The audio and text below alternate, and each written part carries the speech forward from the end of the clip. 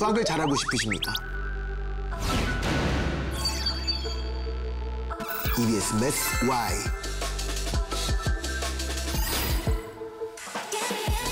뜻부터 제대로 찾아오셨습니다.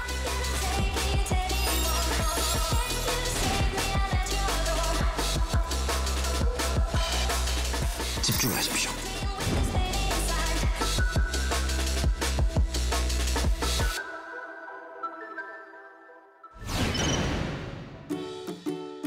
수학과 친해지고 싶다면 이제부터 뜻부터 압시다.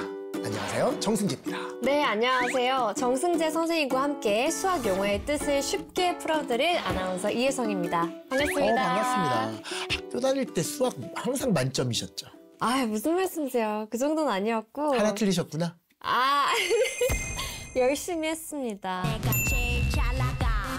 네. 수학을 좋아하셨으니까 중학교 때부터 한번 뜻을 한번 생각해보고 막 이런 성향의 학생이었나요? 근데 사실 꼭 그렇진 않았던 것 같아요. 그러니까 그래요? 뜻을 생각하기 이전에 예. 그냥 빨리 풀이법을 암기해서 100점 맞아야겠다. 이런 생각이 그러면 수학을 것 못해야 될 같아요. 텐데 참 이거 보고 있는 친구들이 암기도 수학을 잘할 수 있구나 오해하면 어떡하죠? 그렇지 않습니다. 네. 네. 용어부터 제대로 차근차근 배워야 예. 성인이 되어서도 맞아. 뜻을 풀어서 얘기할 수 있는 것 같아요. 맞아요. 지금 저한테 정의해보라고 하면은 저 얘기할 수 있는 게 거의 없는 것 같아요. 아니 제가 아까 대본에서 그 자료화면 준비가 되나요?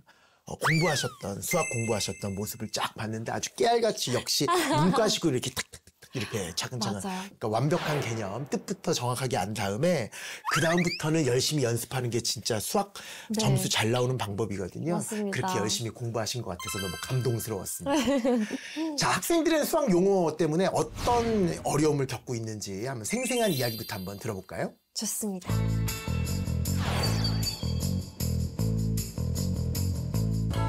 어려운 것도 어려운 건데 점점 많이씩 나오다 보니까 모르는 용어들이 배우기 싫어졌던 적은 있는 것 같아요.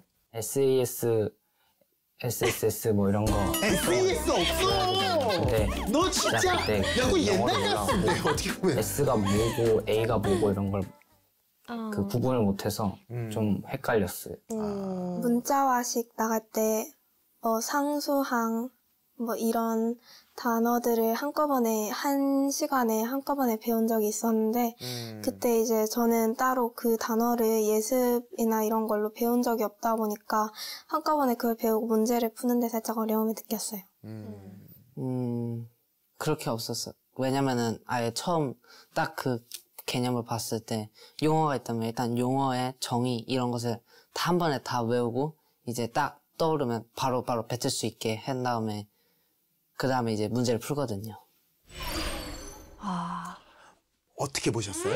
참 예나 지금이나 수학을 암기적으로 접근하려고 하는 게 그러니까 저희 때랑 좀 비슷한 느낌이 드네요. 맞아요. 어렵지 않다라고 이야기는 또 하면서도 외우면 된다라고 또 이야기했었던 것도 조금 더 편하게 갈 수 있는 길을 괜히 이렇게 삥 돌아서 갈까 너무나 안타까운 마음도 들었고 그게 그래서 외우지 않고도 용어의 뜻을 자연스럽게 생각할 수 있게 만드는 게 또 저희 프로그램의 목적 아니겠습니까? 맞습니다. 맞습니다. 공식을 외울 필요도 계산할 필요도 없는 수학 토크 EBS 매스 Y 뜻부터 정승재 선생님과 함께 시작해 보도록 하겠습니다. 맞아요. 처음에 어떤 거를 한번 뜻부터 알아볼까 하다가 제일 많이 듣는 용어예요. 어떻게 보면 수학의 꽃이라고 부르는 수학의 꽃. 꽃, 플라워 오브 매스매틱스. 오. 펑션. 함수. 네, 함수의 뜻이 바로 무엇일까? 중학교 2학년 때부터 본격적으로 등장하는데 네. 고등학교 때 보통 미적분 그러잖아요. 맞아요. 그게 이제 함수의 꽃이니까 함수가 도대체 무엇이냐? 그 용어 설명부터 한번 가보면 함수를 보통 표현할 때 x에 관한 식을 보통 fx 이렇게 많이 나타내잖아요. FX 맞아요. 네. 그렇죠. 그 F 써먹었으면 그 다음에 이제 그 다음 알파벳인 GX 막 이렇게 쓰고. 보통 쓰는 FX에서 이 F가 함수의 뜻이에요. function이라는 단어에서 그 나온 영어 거라 단어의 그러죠. 첫 글자를 따온 거네요. 맞아요. 그러면 펑션이 뭐냐? 펑션은 기능 또는 역할 뭐 이런 얘기를 하잖아요. 그러니까 한마디로 얘기하면 함수라는 것은 둘 사이를 매개 연결시켜주는 기능을 하는 그런 역할을 하는 그런 기계와 같은 거구나라고 또 예측할 수 있잖아요. 오히려 영어식으로 풀어주시니까 더 와닿네요. 맞아요. 펑션, 펑션이라는 단어의 유래에 대해서 혹시 알고 계시나요? 제가 준비를 해왔습니다. 예. 네, 우리가 배우는 수학 용어 대부분은 예. 라틴어에서 영어로 또 아하. 영어에서 한자로 번역된 것인데요. 맞아요. 함수도 마찬가지입니다. 오. 중국 청나라 때인 19세기에 중국에 펑션이라는 개념이 전해졌고 이걸 받아들이는 과정에서 중국인들은 펑션과 가장 발음도 비슷하고 그 개념도 담아낼 수 있는 글자를 찾아낸 거죠. 정말 재밌네요. 펑션, 함수 이렇게 됐다는 얘기잖아요. 정확히 맞습니다. 와, 그럼 원어민의 발음을 네. 한번 들어보고 싶은데요. 맞아요. 이 상자함의 함, 네. 그리고 헤아릴 수의 수, 함수. 함수의 발음 어디서 왔는지 한번 듣고 비교를 해보겠습니다. 예. function, function, 函数，函数， 비슷한가요? 네. 펑션, 한슈. 함수, 펑션. 비슷한데요? 선생님, 근데 저는 궁금한 게요. 네. 아까 제가 상자 함자라고 했잖아요. 네. 그래서 함수랑 상자는 무슨 관계가 있는 거예요? 우리 초등학교 때 함수 처음에 가르칠 때 함수라는 용어는 안 쓰거든요. 근데 상자가 교과서에 등장합니다. 그랬었나요? 제가 보여드릴게요. 와, 이거 되게 유명한 상자인데? 야, 이런 거 있어요. 이런 거. 이런 상자 있죠, 이런 상자. 깔때기 모양. 그죠? 이렇게 생기는 거 있잖아요. 네네, 기억나요. 그래서 여기에다가 인풋하면 아웃풋 나오는 거.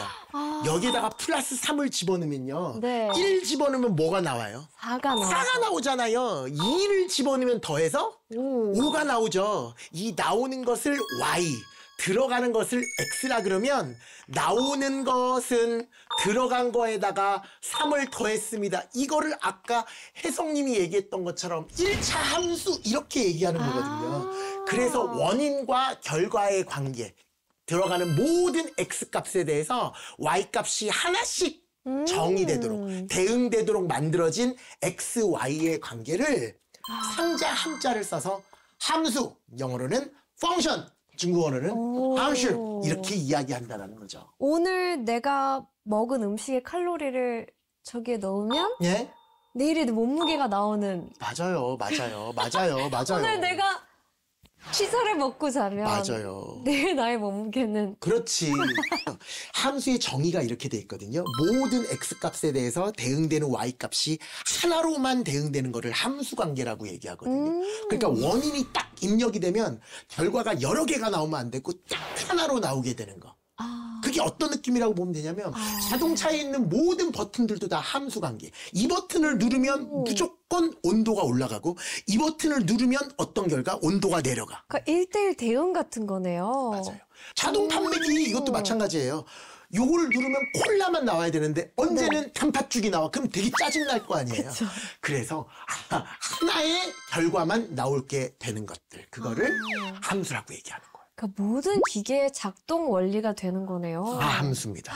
그래서 요즘 막 AI가 난리인데 맞아요. 기사에 항상 AI와 함수 단어가 따라서 나오더라고요. 맞아요. 모든 것들은 다 수학을 바탕으로 근본으로 다 해석할 수 있으니까 빠져들면 수학이- 빠져들수록 너무나 무한한 세상인 것 같아요. 수학이 점점 더 중요해지겠네요. 맞습니다.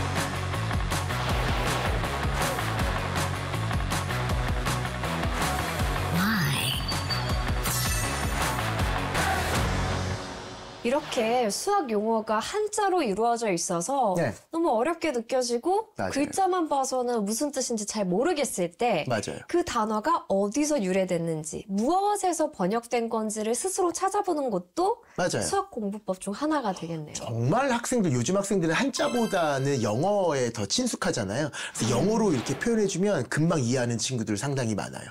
실수 그러면 실수가 뭘까? 미스테이크일까? 막 이렇게 얘기를 하는데 야 실수에서 실은 리얼이라는 뜻이야. 그래서 리얼 넘버 이렇게 얘기를 하면 리얼 넘버? 실제로 존재하는 수? 왜 하필이면 실제로 존재한다는 이야기를 했을까? 이렇게 생각에 꼬리를 물고 계속 가다 보면 실수의 정확한 의미에 대해서도 또 생각해 볼 수 있는 그런 기회가 될 것 같기도 하고요. 저도 리얼 넘버로 배웠으면 조금 네. 더 그 뜻을 빨리 파악할 수 있었을 텐데. 정말요? 네. 맞아요. 근데 이 실수라는 게 네. 우리가 뭐 유리수, 무리수로 이루어졌다. 그것도 다 기억하시네요. 역시. 실제 어렴풋하게 기억이 맞아요. 나거든요. 실수는 유리수와 무리수로 이루어져 있는데 네. 물이 유리할 때 무랑 유는 또 없을 무자 있을 유자잖아요. 네. 이치가 있는 수, 이치가 없는 수 이런 뜻이에요.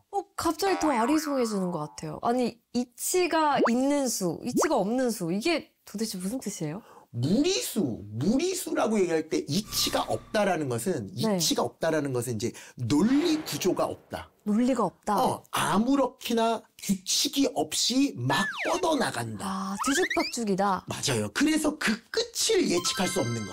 거기에 딱 맞는 게 파이 같은 거. 파이라고 3.141592 계속 나가는 맞아요. 순환하지도 맞아요. 않는 무한소수. 끝없이 계속 나가는데 그 다음 숫자가 뭔지를 모르는.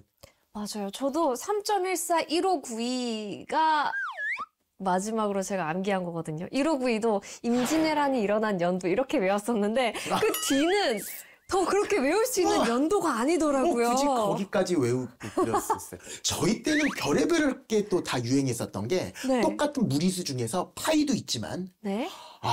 루트 2, 루트 3. 루트 2? 그래서 무리함수라 그러면 루트가 포함되어 있는 루트 안에 x가 들어있는 함수가 무리함수거든요. 혜성님은 3.141591을 외웠지만 저희는 루트 8 그러면 어머 두 팔 네 두 팔 뭐 이렇게 외웠었어. 이거 진짜 찾아보면 이렇게 나와요. 진짜예요? 예. 루트 7 그러면 이 여사 김여사 있잖아요.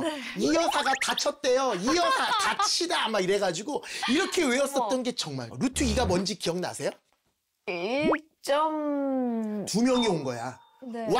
왔네 둘일세 해가지고 이렇게 막 외우고 막 그랬었던 기억이 나요. 와, 선생님 제일 재밌어요. 맞아요. 이렇게 이야기할 수 있다는 얘기가 뭐냐면 이거를 한글로 얘기한다는 게 규칙이 없다는 뜻이에요. 이치가 없다는 뜻이에요. 생각해보니까 예. 우리가 사춘기 때 어머. 질풍노도에 예측할 수 없는 그런 시기가 있잖아요. 이 가엾은 무리수들. 무리수와 비슷하지 않을까. 맞아요. 이것 또한 무리수. 이때는 손숫자를 쓰죠. 예, 이혜성 아나운서님의 무리수였습니다. 네. 예. 뜻부터 첫 편을 맛보기로 보여드렸는데 여러분 어떠셨나요? 수학과 조금 더 가까워지셨나요? 자, 다음 시간엔 어떤 용어의 뜻을 알아볼까요, 선생님? 이야, 소수라고 읽는 게 있어요. 소수. 수학에서 소수라고 쓰는데 네. 두 가지 발음이 있다. 하나는 소수, 하나는 소수. 아, 그 둘의 차이가 뭐죠? 다음 시간에.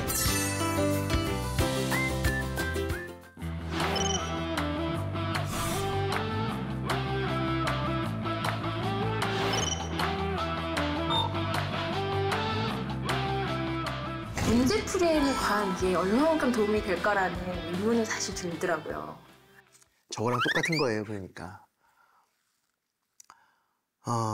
이런 느낌? 결혼을 하는데 가장 중요한 건 사랑이죠. 사랑이 결혼을 해서 자산을 형성하는데 얼마나 큰 도움이 될까? 뭐 이런 질문이랑 비슷한 거예요. 자산의 형성은 결혼의 본질이 아니잖아요. 결혼의 본질은 사랑인 거잖아요. 그러니까 수학의 본질은 문제풀이가 본질이 아니에요. 그러니까 이 문제풀이가 본질이라고 생각하니까 모든 엄마들이 학생들을 괴롭히는 거고 모든 자녀들이 수학을 싫어하게 된 거예요. 문제풀이가 본질이 아니라 생각하는 과정을 익히는 거예요.